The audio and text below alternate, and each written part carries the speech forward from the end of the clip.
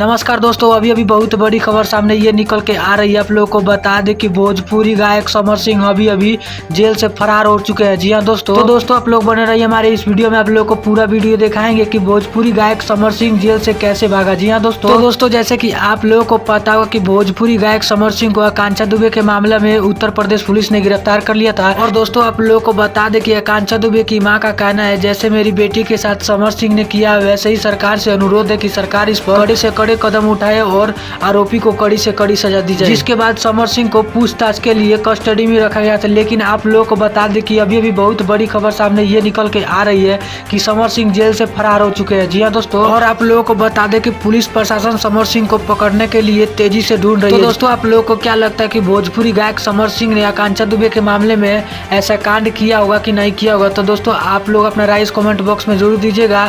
मिलते हैं आप सभी से किसी नेक्स्ट वीडियो में। जब तक के लिए जय हिंद, जय भारत।